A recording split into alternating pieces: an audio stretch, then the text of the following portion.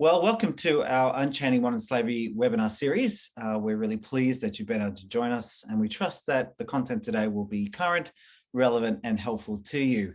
My name is Dr. Stephen Morse. I'm the founder of Unchained Solutions. Unchained inspires Australian organisations to be leaders in making an impact on modern slavery.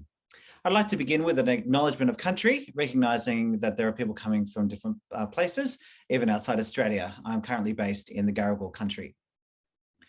In the spirit of reconciliation, Unchained acknowledges the traditional custodians of country throughout Australia and their connections to the land, sea, and community. We pay our respect to their elders, past, present, and extend that respect to all Aboriginal and Torres Strait Islanders present today. Well, Unchained hosts these webinars with a view to advancing the conversation on the issue of modern slavery in order to help companies, both large and small, go deeper in their implementation of the Modern Slavery Act in Australia. And in our world, and in the words that we use here at Unchained, to lead beyond compliance. You may like to follow us on LinkedIn. We've got a LinkedIn page. We've also got a LinkedIn group, Unchaining Modern Slavery Business Group. You may like to join that as well and continue the conversation there. We also welcome you to invite you to use the chat to ask any questions. Today is a special day. My plan is to open actually the virtual floor to you to converse live with me for this after my initial presentation. And if you'd like to do this, please let me know in the chat. And I'll remind you at that point if you'd like to ask questions live at today. Now, today we're having a special edition of the Unchaining Modern Slavery webinar. Unfortunately, my panelist earlier this week needed to withdraw for personal reasons, and they'll be joining us in the March webinar. And so I thought this would be a really good opportunity to change the conversation and present myself and to talk more specifically about what SMEs can do in regards to the Modern Slavery Act. Because there's, the way I see it in terms of the engagement that I have with business leaders around modern slavery is that there is a clear knock-on effect in the market, not only with big companies requiring tier 1 suppliers in Australia to comply, and therefore they need to do their own due diligence, which is great to see.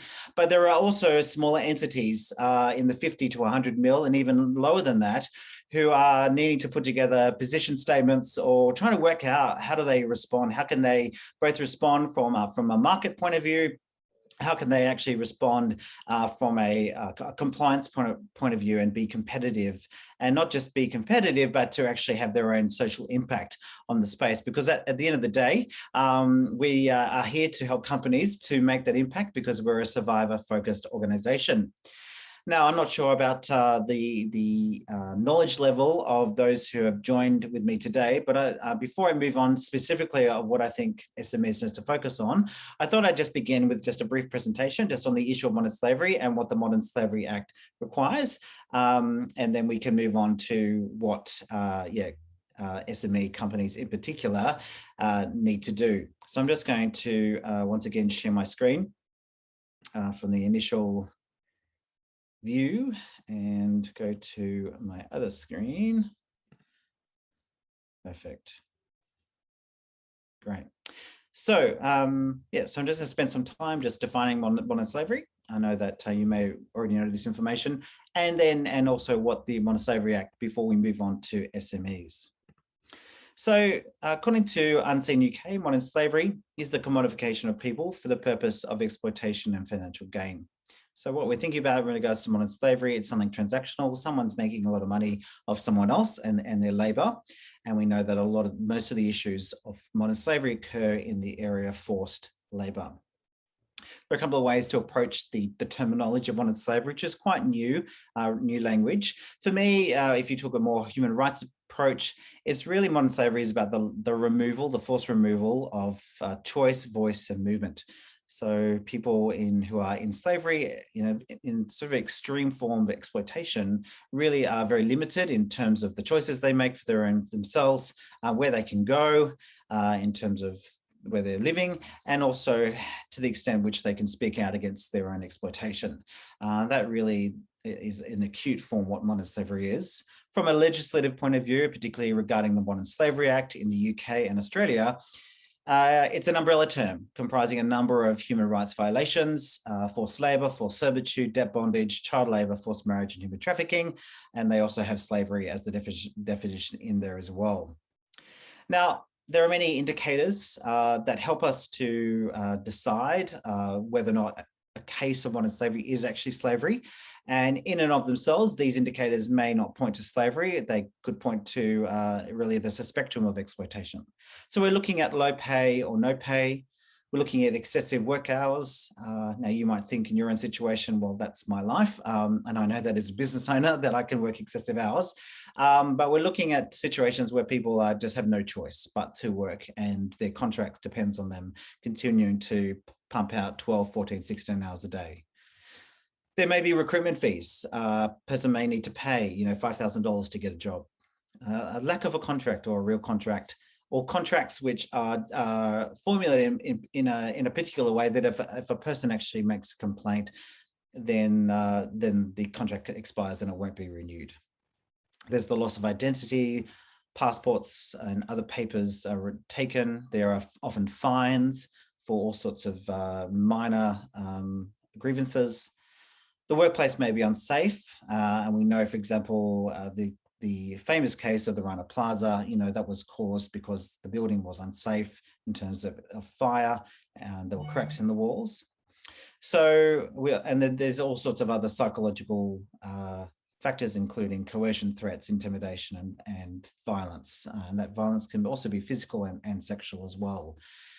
When enough of these factors are put together, indicators, then we're looking at a serious case of exploitation. But we also know that there are others who are experiencing exploitation to a lesser extent. We know that wage theft is a widespread concern. It pops up in the media quite often. We're looking at, conservatively around 40 million people, though I think that figure is probably higher. It's just where we're at in terms of estimates. And that represents 1 in 173 people on the planet. 2/3 are in forced labor. So that's, we're talking about people who are working in factories, on farms, or in fishing boats, or in sweatshops or backstreet facilities. 1 in 4 are children, and 73% are women and girls. So there's a disproportionate amount of people who are involved and trapped in forms of modern slavery are women and children. It's a huge industry. Some $354 billion worth of exports was generated as a recent estimate. And in Australia, it's estimated that there are at least 15,000 cases of modern slavery in Australia. The official figure is more around 1,900, according to official figures, but NGOs, especially the Global Slavery Index, would put that number around 15,000, and some NGOs would actually think that's higher. So when we're thinking about modern slavery and exploitation, we're thinking very classic cases, high consumables like chocolate and the harvesting of cocoa beans in West Africa. The garment industry in particular, there's high risks, particularly in places like Bangladesh and in India, where women and girls are trapped in the garment making process. And most recently, there's been some attention given to the plight of young men, men in general, on fishing boats off the South China Sea. And so there's been a lot of work that's been done to try and address these issues of young men being on boats for months and months and months at a time, and malnourished and often discarded once they get too sick to work. The impact of COVID has been great in terms of modern slavery risk, and whilst we in places like Australia may have been inconvenienced at times through lockdowns and the absence of the things that we expect in our supermarkets, the impact of COVID has had a dramatic impact, dramatic effect on those working at the beginning of our supply chains. An example is a case of a woman, Fatima, who at the beginning of lockdown, she's from Bangladesh, in the garment factory, where she just was working at her station one day. She's a mother with a young son. And like so many, up to 10,000 government workers just were laid off very, very quickly at the beginning of lockdown in 2020, according to an Asia Pacific news report. We know that in those kind of situations, there were up to $3 billion worth of orders were cancelled or suspended overnight. And for a woman like Fatima, what that can often mean is that, well, without any work, then they can easily slip into a situation of debt bondage. Those who lose their jobs because offshore operations are shut down often then have to borrow money, and that leads to debt bondage because of the interest rates on loans. And it's often the case that children are sent out to work because they're cheaper and they're vulnerable to greater exploitation. So there's been a lot of work to understand the ongoing impact of COVID through this process, the disruption of supply chains, and the impact not just on economically, but the impact really on whole communities who are grappling with widespread infections and death and the growing rise of poverty, which has put a lot of pressure on the progress that was made through the Millennial Development Goals and through the current SDGs.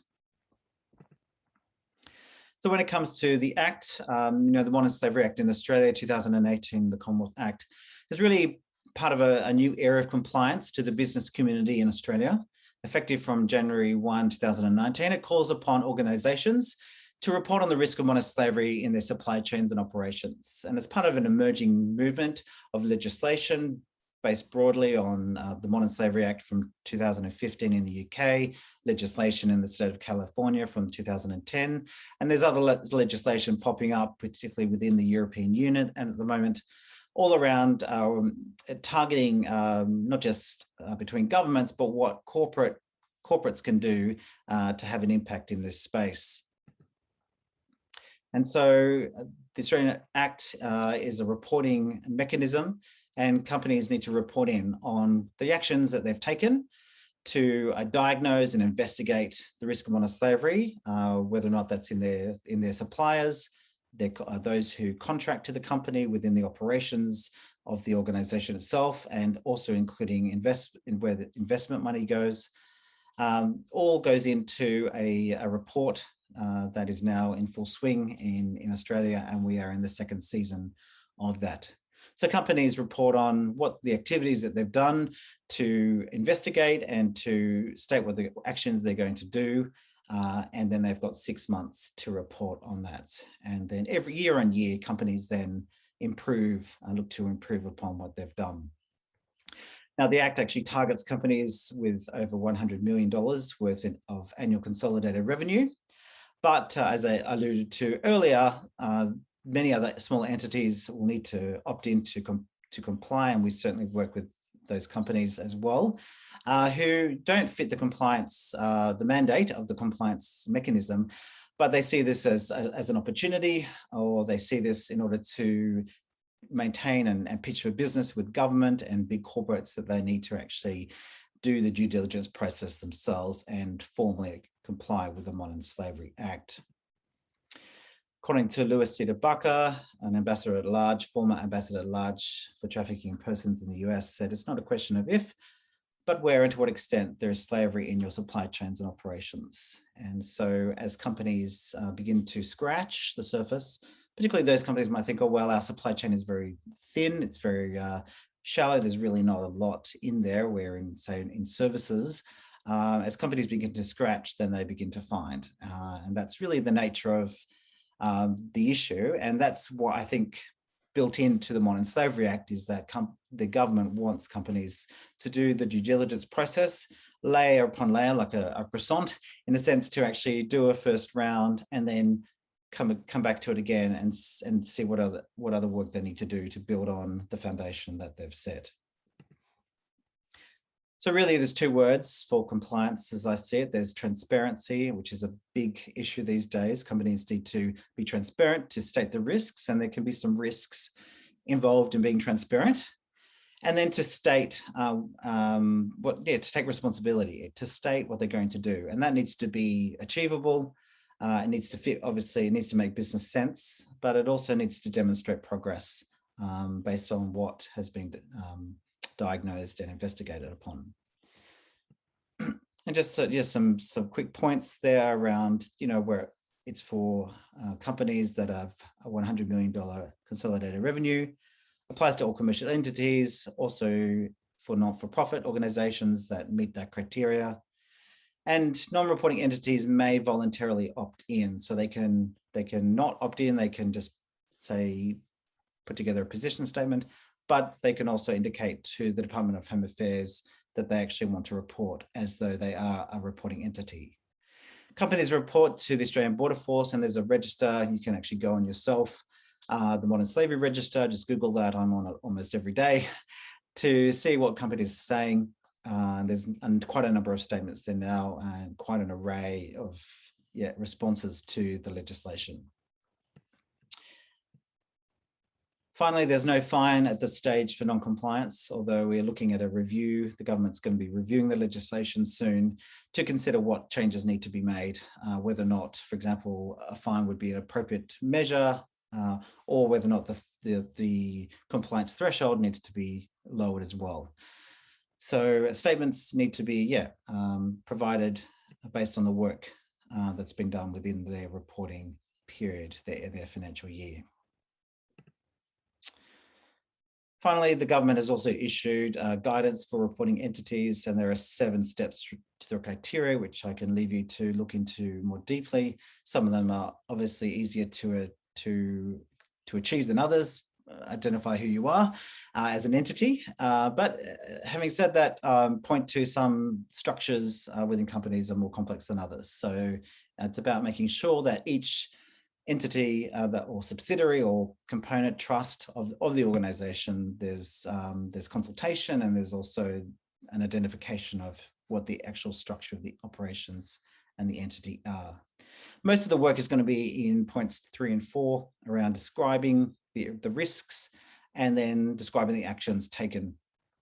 And then further on, point 5 is around, and this can be a tricky one, to then also report how you're going to assess the effectiveness of the actions taken. You don't have to go into great detail on the effectiveness, but you need to state how you're going to measure. And so there's a sense in which government wants companies to set up a framework where they monitor and report in an ongoing mechanism to actually assess the effectiveness of what they're doing.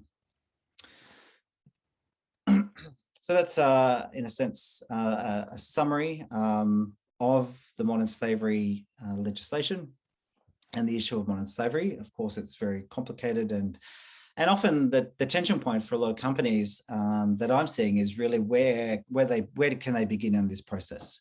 I was yesterday just talking to a company that's just stepped over the threshold, if you like, into the world of compliance, the $100 million mark. And, to date, they've done no work. It's not been of interest to them, but they now recognize that they need to do something about it, that they are now a reporting entity. And so where does a company begin? How do we actually comply with the Modern Slavery Act? In this next set of slides that I'm going to show you, let me just quickly switch over there. Won't be a second.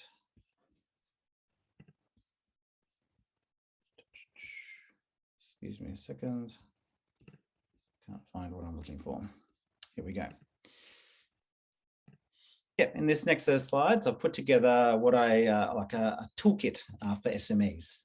Now, an SME could obviously varies in size. An SME could be a company that doesn't generate even $1 million, and some SMEs can, may be even bringing in $50 million. So there's a big sweep in terms of what SMEs can do and what capacity they have in order to comply. And so what I've done in this next short set of slides is really to just bring to the attention some of the things that SMEs need to take note of and how they can supply.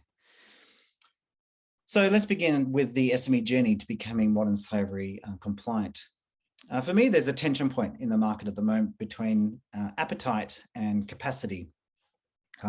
What is the appetite for change, and not just necessarily with the Modern Slavery Act, but with other ESGs in general, human rights violations. You know, it could be seen on one level to be a non-essential, and I've certainly had conversations even with reporting entities that this is more of a non-essential, a nice to have. Had many conversations with companies that say, well, yeah, it's a nice to have, but it's for us, it's not really essential. And I really see there's a tension point there, because there is a growing sense in which, it is essential. The essentiality of reporting is growing in the market. On the other axis is around capacity and resources. So whether or not companies feels under-resourced or well-resourced. And so we'll see from what I can see that, you know, if you see this as an essentiality, as something essential, and you're well-resourced, well, then you are really you're in an agile position here, because you have a license to operate in an ESG-oriented market.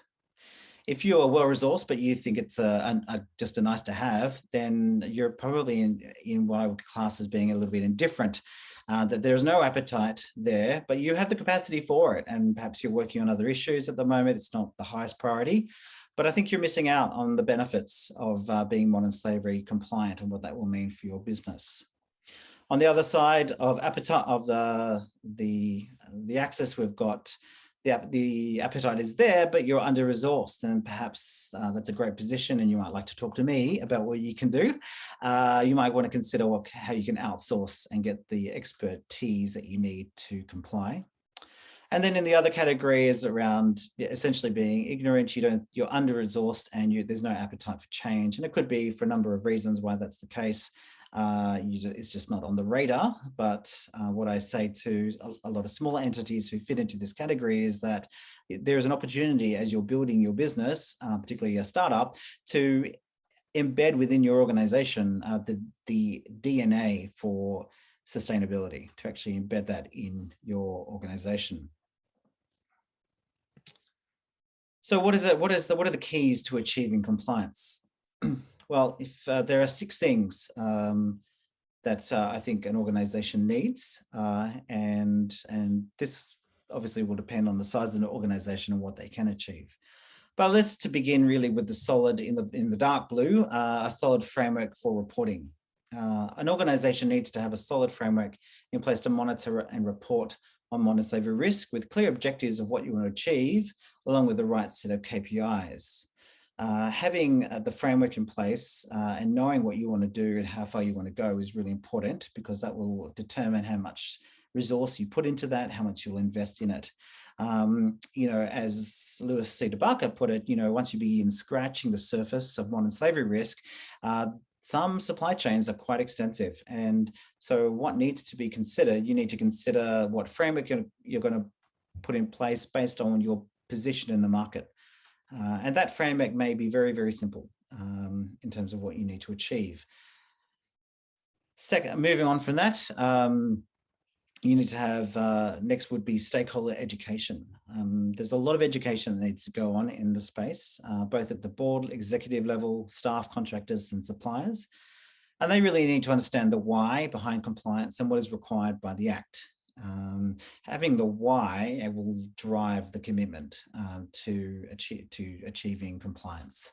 And it really adds weight when the difficulty set in working out how to comply. You have a really strong understanding of the purpose of this.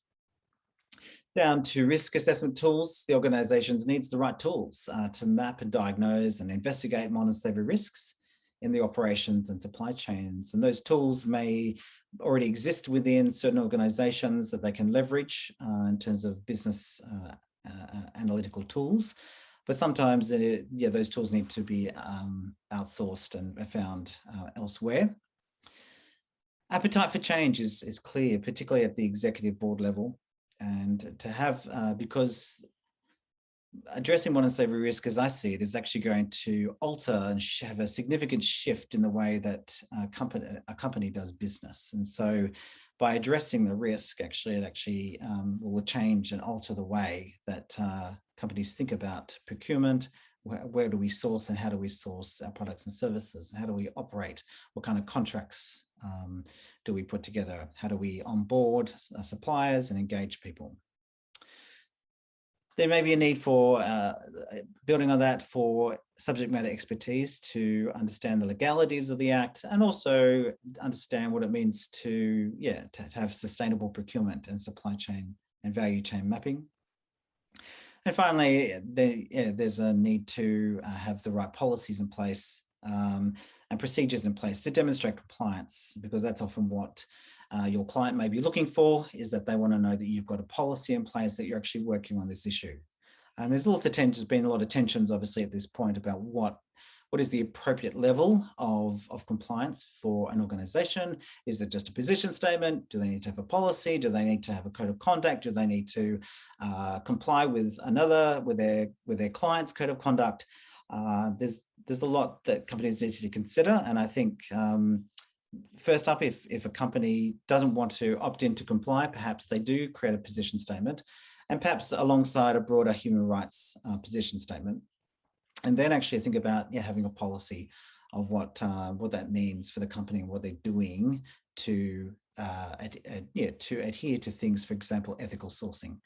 It could be that the most that you could do at the moment is to start thinking about the products that you actually buy.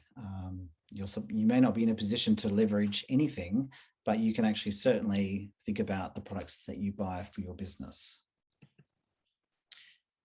The step-by-step process then really in terms of building a foundation, and this is really a foundation because of the continuous reporting, there's a sort of a looping back, but really to begin with, the baseline is really to form a working group, a group of champions who are going to steer the engagement in the organization, and that could be of various sizes, probably be around 4 people minimum.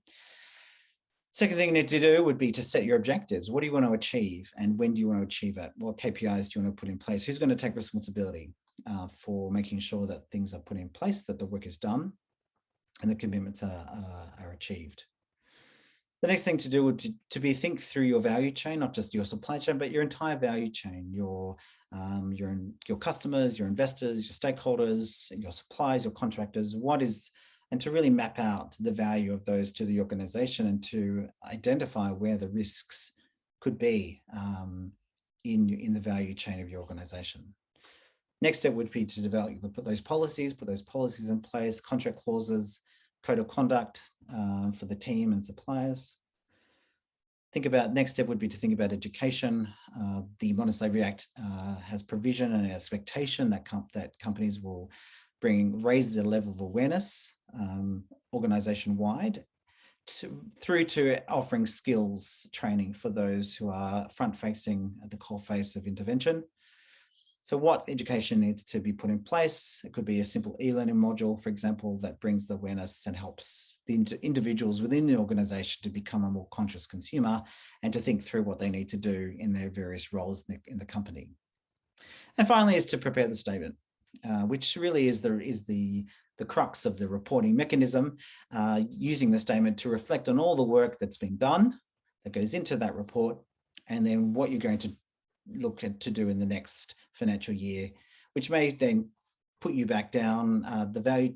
For example, you might then want to revisit, for example, the value chain and think about what other work needs to be done that you've already set up. So this is just a simple step to get the right foundation for intervention. Finally, the benefits. What are the benefits to implementing the Modern Slavery Act? It's one thing to have legislation, and I'm very thankful that we have this piece of legislation, but there's also a business case for modern slavery intervention. One has to do with purpose, contributing to the purpose of the organization. And that purpose will impact the team that you have and also give a greater clarity to what you're saying about yourself in the market. But your workers will derive a sense of purpose in leading to greater innovation and team retention. And there's some studies there you can see in the small print and the fine print around some statistics or report on the growing sense in which younger workers are looking not just to earn money, but they want to work for organizations that actually have purpose that aligns with their values. And those values are increasingly around sustainability. The next one would be your profile. You need to, you will improve your reputation in the market among customers and investors and consumers, because consumer pressure has shifted in the market.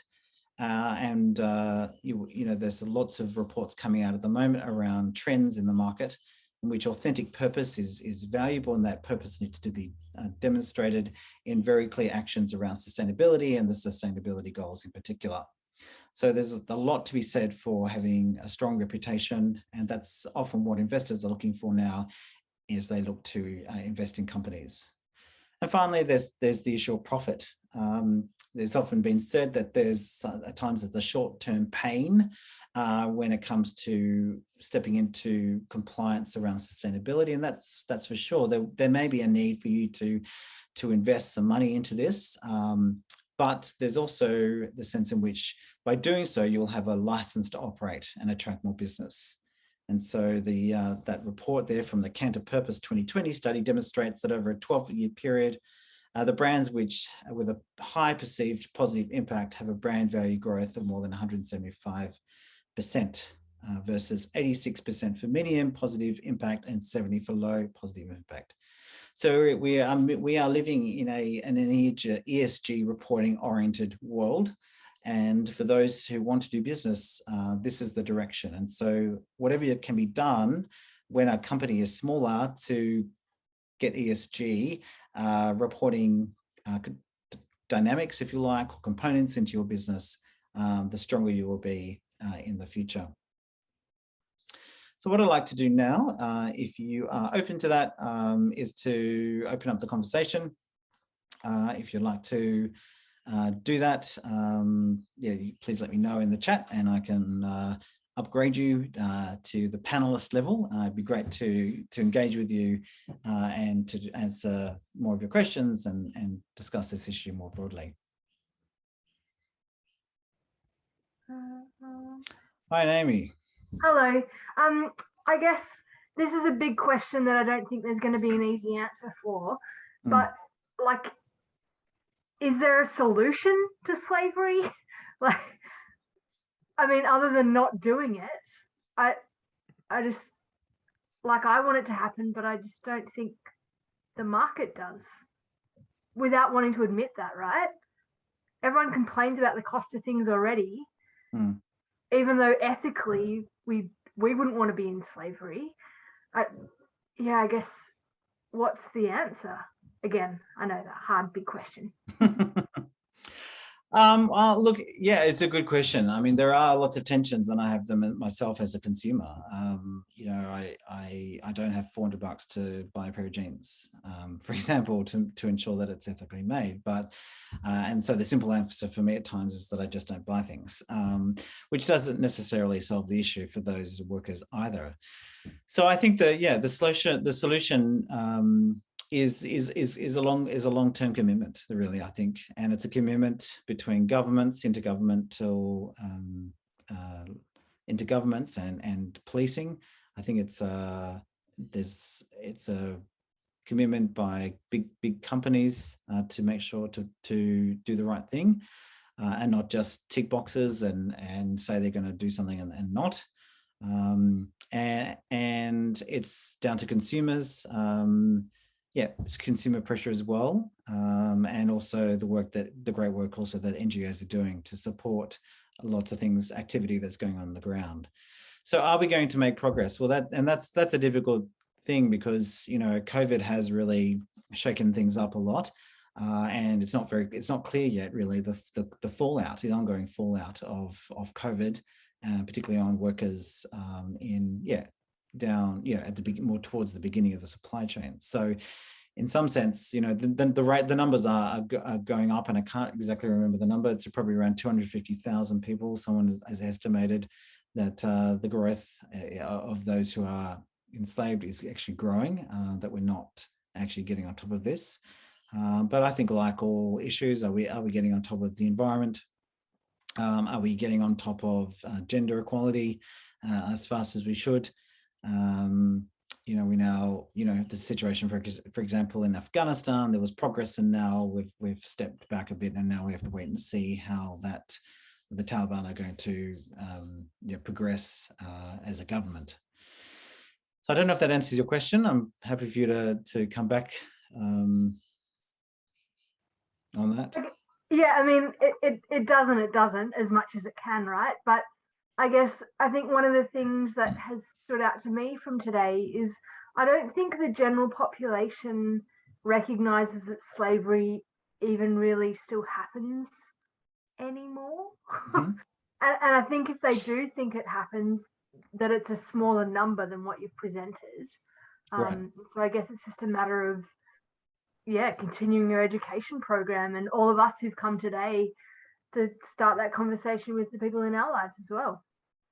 Exactly. I think education is the key, and I think one of the concerns I have is that I do have my own concerns. The stats suggest that I think it's up to about 87% of people, when asked, do they want slavery in the clothes that they wear, for example. It's like, well, no one who has a microphone put in their face is going to say, yes, I do, actually.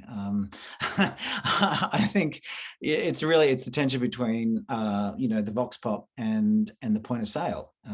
When you go and buy, are you going to make the right choices? And I think, you're right. I think there needs to be an ongoing education. It's an issue like other issues. It's unless you are intentional with your life and you put in place structures in your own personal life to make the right choices, then it's very easy in our day and age, and particularly in the age of COVID lockdowns and vaccinations, and we're quite fixated in many parts, rightly so. We're fixated on health at the moment, although at times we're a bit more fixated on our own health in Australia than actually what's going on globally.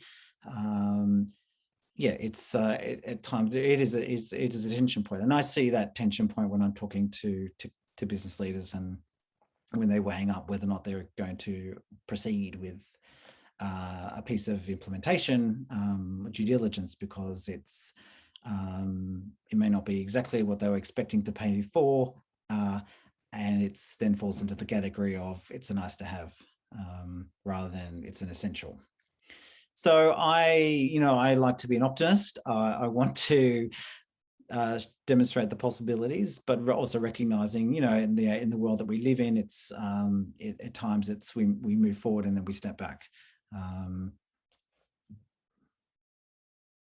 But I don't. I imagine also, Stephen, this happens a lot. Like I try to do low tox, like health things and cleaning and all those things. And a phrase that gets banded around in that market is things that have been greenwashed. Mm-hmm. So like there's products that you can buy at the big supermarkets that pretend to be green but aren't really. And I imagine a similar thing would happen with pretty much all the products we buy, in that they've been slave washed. We don't know that slavery has been involved in them, but they have. And we've kind of been tricked into buying something that we didn't know that we paid for. Yes, well, and I think that extends to even beauty products. I mean, there was a documentary the other night around body image and the tricks that are used around, creams and all sorts of treatments. That his skin got worse. Right. So I think the power of advertising and marketing is real. You're right. I think there is that is one of the tensions for what companies are doing. I think there are companies out there that are genuinely wanting to do the right thing, but I know there's other companies that are just trying to cross the line and do the least amount that they can do, because it's just it doesn't fit. It's just not in their DNA. It's not in their mindset quite yet. But just because you can buy a shirt for $2 from Kmart, that costs you $2, but it costs that child their childhood maybe to make that, right? That's exactly right. That's what I tell people when they're like, "Oh, look at the price I got that for." I say, "Well, who paid for that though?" Yeah. No, that's right. I mean, that's why we look. Part of what I do is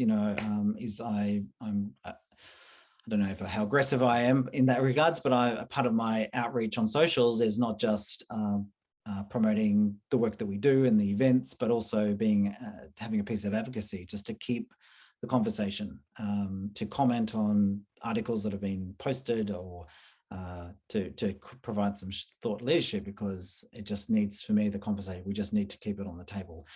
And it is a difficult conversation to keep on the table and keep on putting in people's faces. It doesn't make for polite dinner conversation. It doesn't. It's difficult for people to sustain the interest because of this. It's a horror. It's a blight on modern society, on our world, and it's just easier to not talk about it.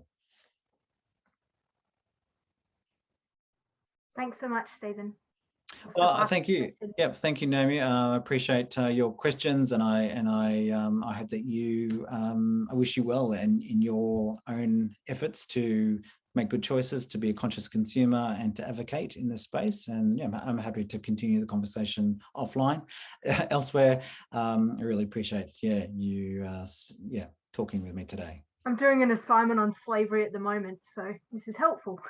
Oh, great. Okay, good. Yeah. Good. Well, I'm happy to connect and continue the conversation and thanks so much. Provide feedback. Great. Good on you. Okay, well, we are going to wrap up our session today, and those slides, particularly around the SME Toolkit, I can make available to you. If you want to scan in your code, use your QR code. And thank you so much for joining us today. And as I said to Naomi, I'm very happy to continue the conversation with anyone to get the message out and to keep getting the message out, and to help people to make the right choices, both at a personal and also at a corporate level. I wish you well and have a great day. Thank you.